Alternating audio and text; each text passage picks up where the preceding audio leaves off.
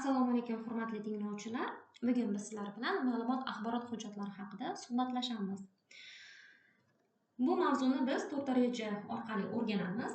Rejamizning birinchisi ma'lumot axborot hujjatlari haqida ma'lumot, ikkinchisi ariza, uchinchisi bildirishnoma va oxirgisi tavsifnoma orqali o'rganamiz.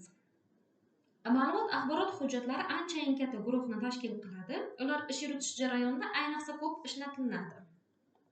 Bu guruhga biz ariza, bayonnoma, bildirishnoma, vasiyatnoma, dalolatnoma, ishonchnoma, ma'lumotnoma, tavsifnoma, tavsiyanoma, taklifnoma, tarjimai hol, tushuntirish xati, e'lon, hisobot kabi hujjatlarni kiritishimiz mumkin.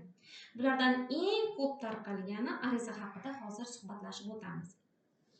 Ariza muayyan muassasa yoki mansabdor shaxs nomiga biror iltimos, taklif yoki shikoyat mazmunida yoziladigan rasmiy ish hujjati hisoblanadi. Ariza amaliyotda eng ko'p qo'llaniladigan va eng keng tarqalgan ish qog'ozidir. Maktab o'quvchisi va talaba, menejer va agronom yoki fermer, muhandis va olim, tadbirkor va mansabdor shaxs, jamiyatning barcha a'zosi ariza yozishdan xoli emas. Ariza yozuvchilarning yoshi va lavozimi, ariza yo'llanadigan muassasalar va idoralar g'oyat xilma-xil bo'ladi. Arizalar bog'cha mudirasiga, maktab direktoriga, oliy o'quv yurti rektoriga, korxona direktoriga, tuman rahbariyatiga, xullas oddiy arizachining taklif, iltimos yoki shikoyatini ko'rib chiqib hal qila oladigan har qanday idora, har qanday boshliq nomiga yozilishi mumkin. Hajmi, uslubi va turidan qat'iy nazar ariza o'zining umumiy zaruriy qismlariga ega va u ana shu qismlarning ishchiligi asosida tuziladi. Arizaning zaruriy qismlarini keling sizlar bilan tanishib chiqamiz. Birinchisi, ariza yo'llangan muassasaning yoki mansabdor shaxsning nomi. Ikkinchisi, ariza yozuvchining turar joyi, vazifasi, ismi, ota ismi va familiyasi. Uchinchisi, hujjatning nomi, ya'ni ariza bosh harf bilan beriladi. To'rtinchisi, asosiy matn. Bunda biz taklif, iltimos, shikoyatlarni kiritishimiz mumkin. Arizaga ilova qilinadigan hujjatlar nomi, agar ular zarur deb topilsa. Ariza yozuvchining imzosi, ismi va ota ismining bosh harflari, familiyasi. Ariza yozilgan vaqt, ya'ni bunda yil, kun va oyni kiritishimiz lozim. Shuni eslatib o'tishimiz joizki, arizaning zaruriy qismlari barcha arizalarda ham birday takrorlanavermaydi. Masalan, xodim o'zi ishlayotgan korxona yoki idora rahbariyatiga ariza yozganda uning yashash joyi haqida ma'lumot unchalik ham zarur bo'lmaydi. Bunday hollarda doim xodim o'zi ishlaydigan bo'lim va lavozimni ko'rsatsagina kifoya. Shuningdek, ko'pchilik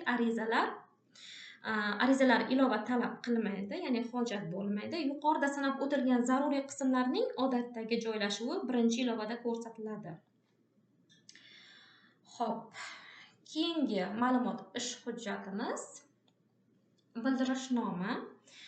Muayyan muassasa rahbariga xizmat faoliyati bilan aloqador muhim masalalar yuzasidan yoki yuqori idora mansabdor shaxsga biron bir voqea va hodisa haqida xabardor qilish zaruriyati tug'ilganda taqdim etiladigan mufassal yozma axborot bildirishnoma hisoblanadi. Unda odatda bayon qilinayotgan muassasalar bo'yicha tuzuvchi, ya'ni yozuvchining takliflari aks etadi.